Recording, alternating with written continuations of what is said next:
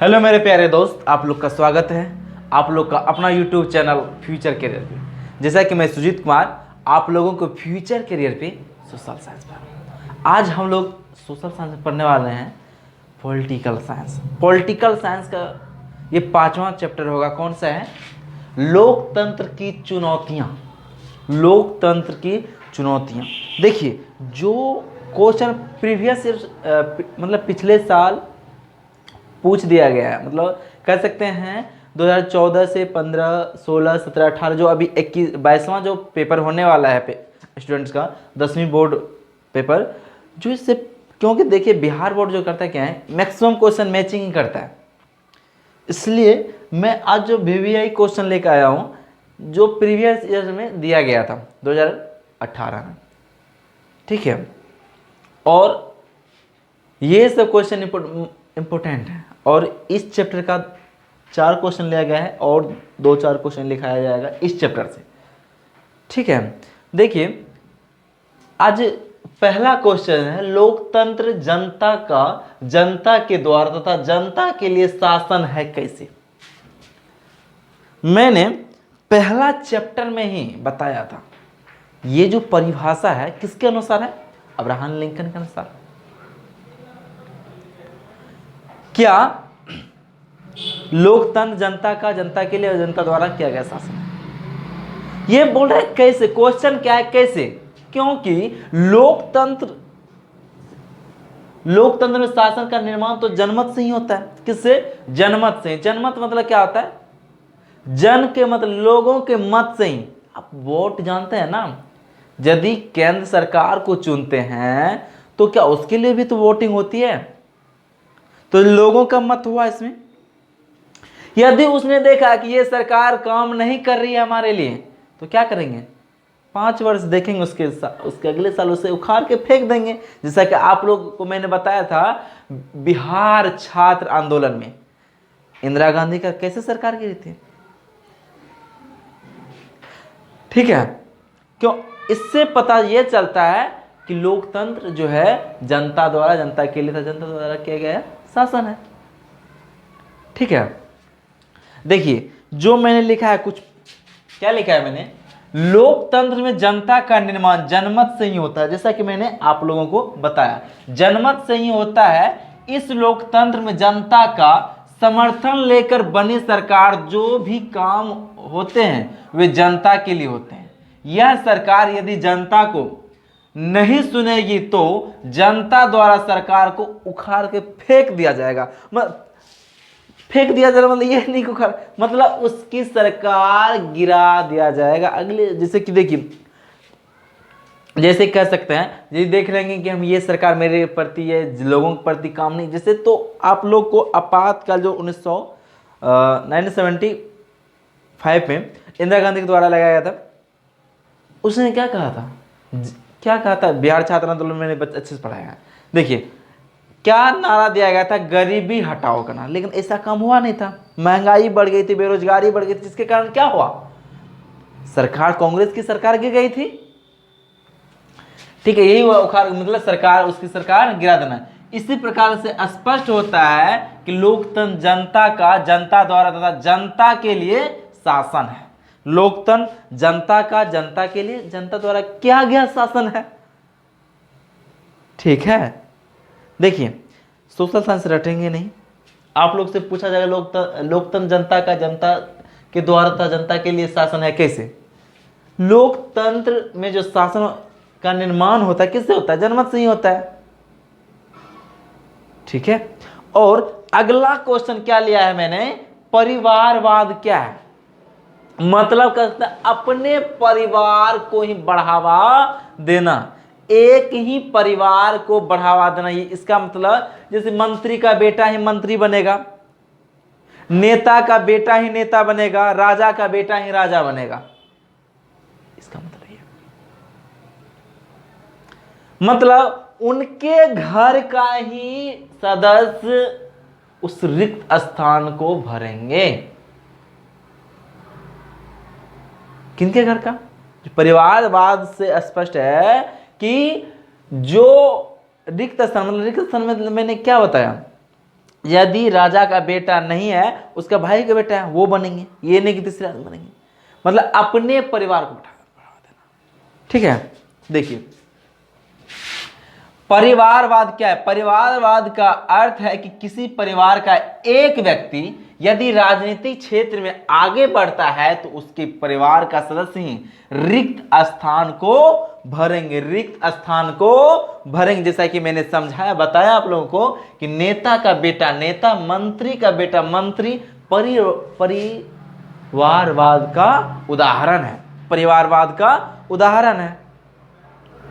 ठीक है, अगला क्वेश्चन क्या है? गठबंधन राजनीति कैसे लोकतंत्र को प्रभावित करते? देखिए गठबंधन कब करते हैं? जब देख रहे हैं कि अकेले सरकार मेरी नहीं बन पाएगी, अकेले सरकार नहीं आ पाएगी, तो क्या करते हैं? कई दल मिलकर आपस में क्या कर लेते हैं? गठबंधन कर लेते हैं। क्या कर लेते हैं? गठबंधन कर लेते हैं। और ये प्रभावित कैसे करती है? प्रभावित मतलब क्या मतलब है कि लोकतंत्र को प्रभावित कैसे करती है? गठबंधन लोकतंत्र को प्रभावित कैसे करती है? जो गठबंधन किया गया उसे भी तो डर लगा रहता है कि यदि हम उसके अनुसार नहीं चले, जब 2-3 दल है, मान लीजिए दल है, ये दल है, यदि तीनों मिल गया, ये तीनों मिल गया, अब तीनों मिल के कोई भी राय लेगा, जिसकी बहुमत ज्यादा है उसका सरकार बनेंगे, उसके अंडर में ये तो दोनों काम करेंगे, ऐसे था। इसलिए यदि एक कर रहा था तो एक अपना विचार रखता। इसे लगता है यदि इसके अनुसार हम नहीं चले तो ये मुझे अपने पार्टी से निकाल दे, लगता है ऐसा, जिसके कारण आप कह सकते हैं ये प्रभावित करती है। हाँ, अब जो पॉइंट लिखा गया क्या कि अक्सर चुनाव में किसी एक दल को पूर्ण बहुमत नहीं मिलने पर कुछ दल परस्पर का आपस में गठबंधन कर लेते हैं। क्या कर लेते हैं? गठबंधन कर लेते हैं, मतलब मिल जाते हैं। गठबंधन में शामिल होने वाले राजनीतिक दल अपना वर्तमान तो सुधारना ही चाहते हैं। मतलब कि अब मान लिया जाए कि जब कोई एक दल नहीं जीत पा, इसका मतलब उसका कुछ ना कुछ तो निगेटिविटी पॉइंट रहा होगा, तभी तो वो उसे जनता नहीं चुन रहे हैं पूरी वैसे। तो वो क्या करना चाहते हैं कि अपना जो प्रेजेंट वर्तमान में उसका स्थिति है वो सुधारना चाहते हैं, कोई भी दल, क्योंकि वो देख सुधारना चाहते हैं, साथ ही भविष्य भी सुरक्षित कर लेना चाहते हैं। शासक पार्टी का उन पर अंकुश रखना आसान नहीं होता, क्योंकि यदि उनके खिलाफ गए तो समर्थन वापस ले लेंगे, सरकार धराशायी हो जाएगी। मतलब ऐसा क्या तो अपना जो समर्थन होगा कहीं पर दूसरे पार्टी का, वो अपना समर्थन वापस ले लेंगे, जिसके कारण सरकार गिर जाएगी। यदि इसी का बहुमत थोड़ा ज्यादा हुआ तो ये भी सोचेंगे, मतलब 3 पार्टियां मान लिया जाए, एक ये पार्टी हुआ, एक ये पार्टी हुआ, एक ये पार्टी है, इसका मान लिया जाए इसका वोट इससे ज्यादा हुआ, इसका, फिर इसका क्या हुआ, इससे ज्यादा ये रहा, तो तीनों एक दूसरे पे हैं कि यदि इसके अनुसार मैंने नहीं किया तो ये हो सकता है समर्थन वापस ले ले, जिसके कारण मेरे सरकार गिर जाएंगे। तीनों तो जिसके कारण कह सकते हैं प्रभावित करते हैं। लेकिन फिर भी क्योंकि यदि उनके खिलाफ गए समर्थन वापस ले लेंगे, लेकिन यहाँ है फिर भी गठबंधन सरकार एक कठोर स्वरूप है, लोकतंत्र में कठोर स्वरूप है। और अगला क्वेश्चन है, आतंकवाद लोकतंत्र की चुनौती है कैसे? ये तो कह सकते हैं वेरी वेरी इंपॉर्टेंट क्वेश्चन। ये पूछा गया था 2017 में, ये पूछा गया था 2017 में। क्या कि आतंकवाद लोकतंत्र की चुनौती है कैसे? कभी कभी हिंदी में भी आता है इस पे 250 शब्द लिखने के लिए, जो 6 से 7 8 नंबर का रहता है। देखिए आतंकवाद का स्वरूप जो भी रहे, वो लोकतंत्र या किसी सरकार पे भरोसा नहीं करता, वो कानून के नियम पर कोई भरोसा नहीं रखता है। और इसका जो मेन मोटिव होता है, लक्ष्य होता है, हथियार का बल पर कोई लक्ष्य प्राप्त करना। क्या होता है? लक्ष्य प्राप्त करना। किसके बल पर? हथियार के खून खराबा उसका मेन पेशा होता है। देखिए क्या है पॉइंट। आतंकवाद का स्वरूप चाहे जो भी हो, इनके कानून और शासन में विश्वास नहीं होता है। मैंने बताया इसका जो मोटिव होता है हिंसा, खून खराबा, इसके हथियार होते हैं और इसके द्वारा ही तख्ता पलटना इसका लक्ष्य होता है। तख्ता पलटना मतलब समझ रहे हैं? अपने लक्ष्य को प्राप्त करना। इसका जो मोटिव होता है हथियार से, ठीक है, लक्ष्य को प्राप्त। लेकिन किसी भी देश में लोकतंत्र और आतंकवाद दोनों एक साथ नहीं चल सकते। इस कारण से आतंकवाद लोकतंत्र की सबसे बड़ी चुनौती है। आतंकवाद मतलब लोकतंत्र चाहेगी जनता के लिए क्या करें, लेकिन वो क्या करते हैं? जनता के प्रति खून खराबा कर सकते हैं, उसे भड़काना, दंगे करवा देना, आतंकवाद का ही काम होता है। मतलब शांति को भंग करना कर सकता है। शांति को, लोकतंत्र चाहे शांति रखें, लेकिन ये जिसके कारण क्या है, आतंकवाद और लोकतंत्र एक साथ नहीं चल सकते। चलिए 4 क्वेश्चन है, एक बार स्क्रीनशॉट ले लीजिए, स्क्रीनशॉट ले लीजिए। ये वीवीआई क्वेश्चन है, वेरी वेरी इंपॉर्टेंट। हाँ, पहला क्वेश्चन है लोकतंत्र जनता का जनता के लिए था, जनता द्वारा किया गया शासन है। कैसे? लोकतंत्र का जो सरकार का निर्माण होता है किससे होता है? जनमत से ही होता है।